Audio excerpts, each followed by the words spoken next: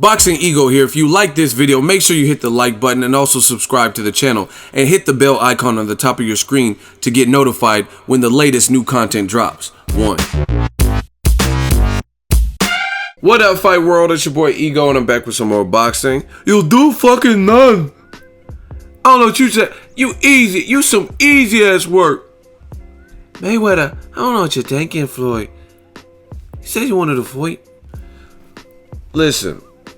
Make sure you guys like and subscribe. That's for starters. And a lot of people want me to talk about this. Stephen A. Smith, blasphemy, of ESPN. He said he spoke to Floyd Mayweather at the Warriors versus the OKC Thunder game. And Floyd told him a deal is very, very, very close. And the deal is between Conor McGregor and Floyd Mayweather to fight. So the Irish Sun also, Conor is from Crumlin, I believe. They're reporting that they have reached terms in terms of a split, a negotiation, the money that appeases both parties to get the fight on. And obviously the involvement of the UFC or lack thereof is, I think, what they're waiting on, because Floyd Mayweather is his own boss. He can go fight Godzilla or whoever, you know what I'm saying, Optimus Prime if he wants. He's not, we know it's Floyd's career, you know what I mean, we know how that's been since, pretty much since he became Money Mayweather. So that's one thing. He's in the clear. It's just really based on Conor McGregor getting with lawyers, attorneys and stuff, and Dana White possibly, to see what can be done on their end, if they're going to be involved or if they're going to be like completely removed from this deal. Conor McGregor, he did that Q&A and it was on pay-per-view, and he said that he would love for the UFC to be involved, but it doesn't require them to be involved. So he might have done some research maybe with the lawyer beforehand to see what his options were. I don't know. That's just my speculation on the situation. As far as the fight, I interviewed Berto. He's friends with Conor McGregor. He obviously been in the ring with Floyd Mayweather. I'll try to up that interview. I got a lot of stuff, man. I was at the Danny Jacobs Media Day. A lot of content, a lot of stuff. If you're not subscribed, might as well hit that subscribe button. As far as the fight, it is what it is. It's I talked to Errol Spence Jr. last year. He says he'll stop Conor McGregor. Floyd might stop him. Things of that sort. It's a spectacle. It's a crossover fight. It could shatter all records, so I understand it. Bottom line, basic principles of math, you know what I mean? It's a fight where you have two of the biggest combat sport who are relevant, plus two of the biggest trash talkers, is going to do numbers. And I think that's the whole intent. Whether you like it, whether you give Conor McGregor a chance or not, it'll do well. And the build up to the fight will be almost legendary. It might even trump Pacquiao, that fight, because some people said, oh, they waited too long, or Pacquiao had been knocked out before. Conor McGregor's never been knocked out, to my knowledge, as in a fight, right? Even before his UFC career. He got submitted, he tapped out, but that's different between having your eyes shut and rolling in the back of your head.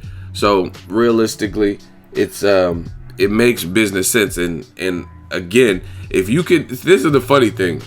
Now, I understand Chavez Jr. is a boxer, but he's had discipline issues. And some people are saying that's the biggest fight of the year, Canelo versus Chavez Jr. It's at a man-made weight of 164.5, right? And you have a guy who showed lack of discipline, fought Dominic Britch, really, who is that? Before that, he had, I think, been stopped by Fonfara. No, he fought Reyes and he didn't look good, got an injury in that fight. And before that, he got stopped by Fonfara, and he's had year-plus layoffs in between that point, right? Now, I told you I still think with Nacho Beristain and things, it could be a difficult fight. I'm okay with the fight because I understand the business. I understand Cinco de Mayo weekend. It's a grudge match. We didn't think we'd ever see this because it looked like they were going in opposite directions. See how consistent I am and how honest I am? So, I mean, I'm not going to bash the Canelo Chavez Jr. fight. I think it's a fight that if Canelo wins, it'll prepare him for Triple G, which is the real fight that I want to see. If Triple G gets past Danny Jacobs, if Canelo gets past Chavez Jr., and it makes a whole hell of a lot of money.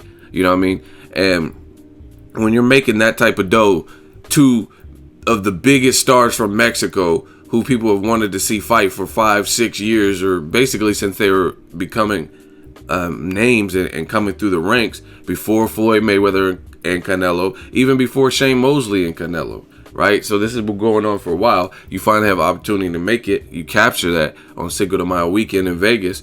I mean, it is what it is. It makes sense. Now, the only difference is Conor McGregor, he's a good fighter, but he just doesn't have pro-level boxing experience, which makes it even more of a circus. But I guarantee you this, if Floyd fights Conor and Canelo fights Chavez, Floyd and Conor are doing better numbers.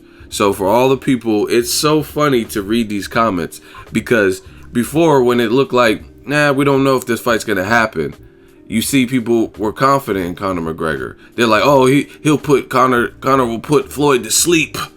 They're saying all these bold comments, and then now you see how it changes. Oh, this is bullshit. I'm not buying it. This is terrible. This is horrible. Floyd's tainting his legacy. Why is this fight happening? Why can't Conor McGregor use his legs? This should be kickboxing. This should be no rules UFC. All these different commenters who were previously saying something different are now coming out of the woodwork because the reality sets in and they don't give Conor McGregor a chance to beat Mayweather, which is what they want. Now, it's fighting. Floyd's almost 40. Maybe he gets caught with something. Conor McGregor is definitely big. He's a guy that fought at 170. And I talked to my man, Joey Spencer, up and coming. He's 16. He's grinding. He's like a #1 in the nation. And I got to upload those videos too. I got a lot of new stuff, a lot of content. But he said it best, and he's a pro fighter. He said sometimes getting in there with somebody, as long as they don't try to be what they are not, it's almost harder, because Conor McGregor is a southpaw. He's big. He has power, clearly. And if he doesn't try to outbox Floyd, which would be idiotic, like if he just really tried to like school Floyd. That's kind of what Canelo did. Canelo's 23 and he got in there with Floyd and started trying to be cute and mimic Floyd and outbox him, when he could have clearly used his boxing, but use more of his size advantage, try to impose his will, just catch the much smaller man. Because when they rehydrated, even though it was at a catch weight, where Floyd had to come up weight and Canelo came down 2 pounds at age 23. So realistically, Canelo should have used his size advantage and really try to hone in time and pinpoint a shot and just muscle Floyd around. That's what Maidana did almost. He was like, man, I'm not going nowhere. Bullied him, tried to bully him on the ropes and stuff like that. And it brought out the dog in Floyd. Floyd had to fight more than we're used to seeing. Then the cut opened up and Maidana's like, I'm coming for blood. I can knock him out. He got blood in his eye. You know what I'm saying? So Canelo should have had more Maidana in him that night and more of that for the game plan.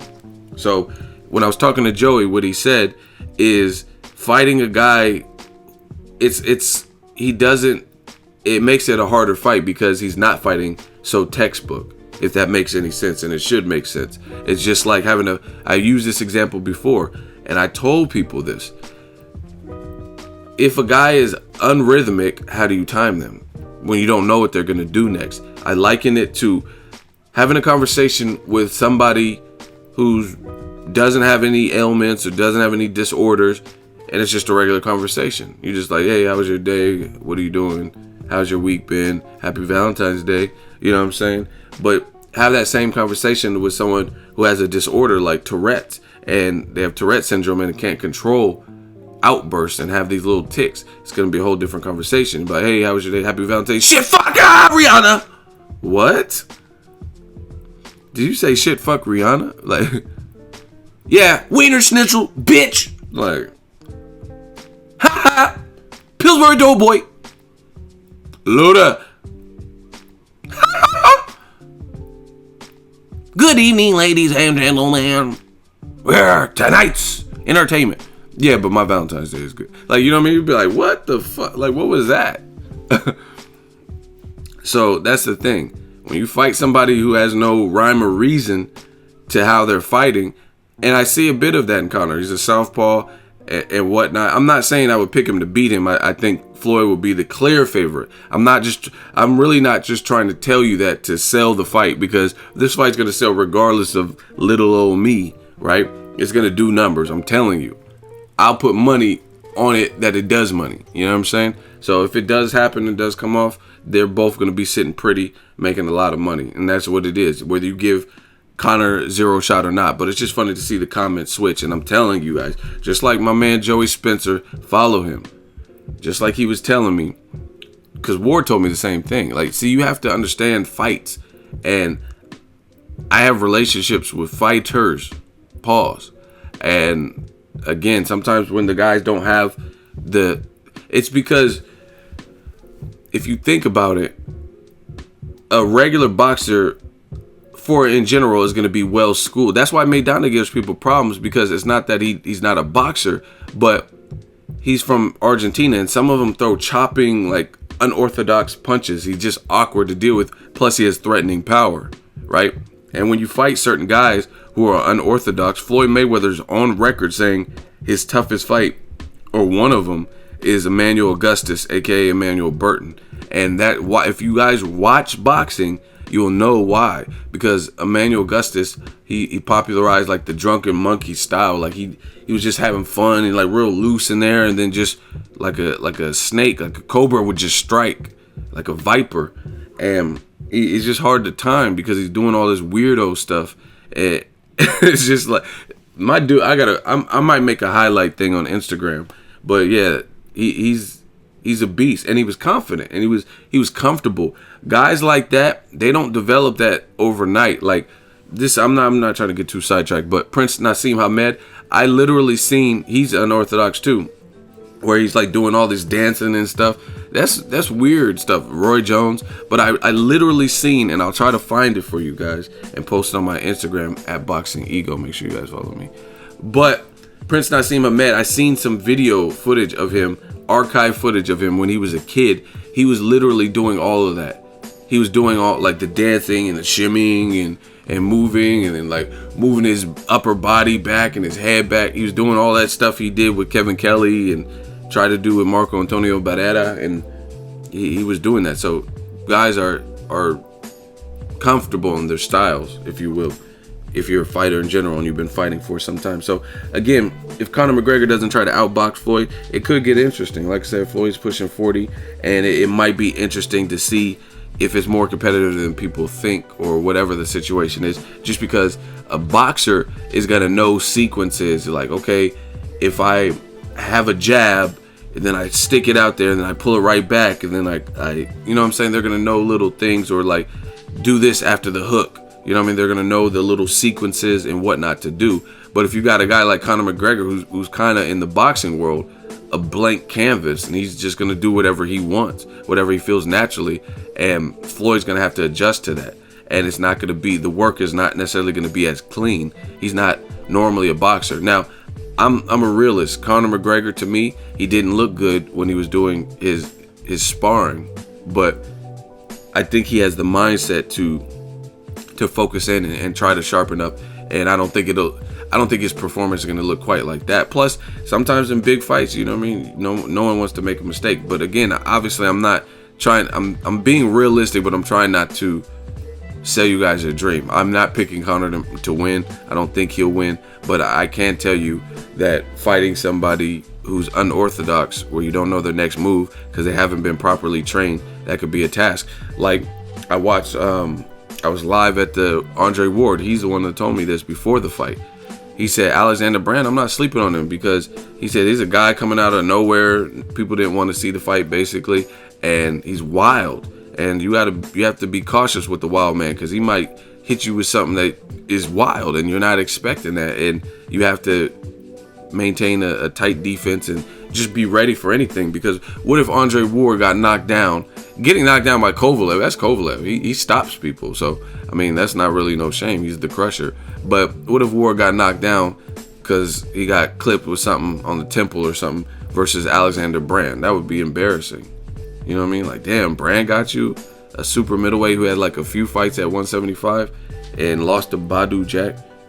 You know what I mean? So it's different. So Floyd's going to have to be cautious that because if a UFC fighter fights you on that big of a platform and has any level of success, some people are gonna consider that a failure, you know what I mean? Or, you know what I mean? Even like the Maidana fight, some people were screaming that Floyd lost the fight just because it was much tougher. Before the fight, they said Floyd's cherry picking. Oh, why didn't he fight Khan, who would have gave him a better fight? Maidana's too slow and flat-footed. Floyd's gonna easily outbox him. Then when you see Maidana gave him a much better than anticipated, much better than you anticipated. I told you guys that Maidana was gonna give him problems or be more competitive than people think. But when it was more competitive than you thought, then now all of a sudden Floyd lost it. It was a draw and he needs to have a rematch. Then Floyd gives him a rematch, and then that's a problem. Like, oh, why is he rematching him? We already seen the outcome. You guys are weirdos. You know what I'm saying? I understand not liking a fighter or not liking the style, but some of y'all take this shit too far. Like, because you're not consistent human beings. It's just like you say one thing beforehand, and after it changes. Like I said, I seen people. I might even do a research video where I get your old comments from my videos that I've done about Floyd and Conor, seeing what people were saying and then see what they're saying now, and you'll be surprised. I have a good memory, so I remember usernames and stuff like that. Not always, but sometimes, you know what I mean? Like, just if they said something that stood out, I'll be like, oh yeah, fuckboy_69. Weird name, but I remember what he said, right?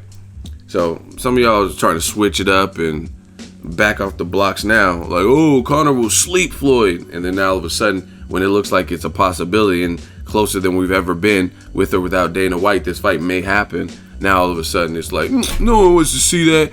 They should be able to use legs and everything. They should use UFC gloves and all these new excuses that weren't previously the case. Easy work. Let me know what you guys think. Drop in the comment section. Make sure you share the video, like the video, as always. Hate, comment, and subscribe. Till next video, it's Ego signing off. So if you enjoyed this video and want more content like this on the channel, you can show your appreciation by going to the PayPal donate button or the YouTube support button, and you can donate any amount that you feel is equivalent to the value of this video. Much more to come. Thank you guys for your support. Boxing Ego, the future of boxing.